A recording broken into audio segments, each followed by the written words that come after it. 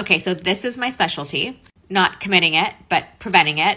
So while I'm a toddler mom, I work in the prevention of child and youth exploitation, specifically with human trafficking and sexual exploitation. So what I'm going to do here, because I just educated over 1,000 teens today, what I'm going to do here is I'm going to bombard you with a lot of information about grooming, and then you can choose what to do with it, because there's a lot I have to say. We're going to start with parent perspective, and then we're going to start with teen perspective. By definition, grooming is the relationship building and trust building process by somebody who wants to exploit you later down the road. In itself, it actually is a crime, and nothing needs to have happened for grooming or luring to be charged on somebody. As a parent, what you want to look out for is that all of a sudden, if your teen has a friend or a boyfriend who is a few years older than them. We're not talking about a big 10-year age gap. We're just talking about a 2 to 5 year age gap. So all of a sudden they have a relationship with somebody who's just a few years older than them. And in this relationship, they're being gifted with things that they cannot afford for themselves. So if all of a sudden your teen has items they cannot typically afford for themselves, whether that's Amazon items they've been wanting, or nice clothing, or even new technology that you did not provide them yourself. You might also notice that your teen is now no longer hanging out with their common peer group.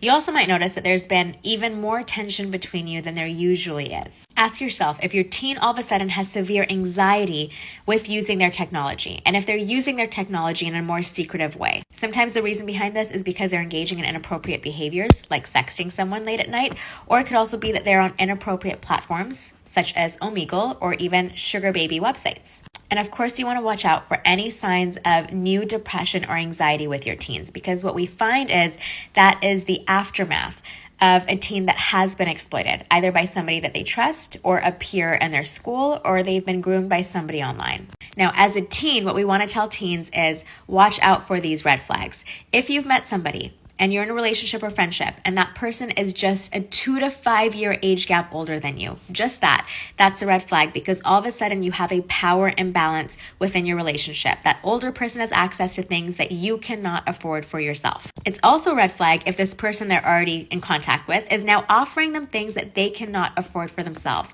And it's important to let them know this is called the gifting process. The intention is to create a debt that is used against you down the road, or to make you feel like you are indebted to that person, or to lure you in with this false promise of a luxurious lifestyle. If the person you're connecting with within a very short time period, we're talking about 48 hours, is love bombing you or asking you to send them nudes, that is a massive red flag as well.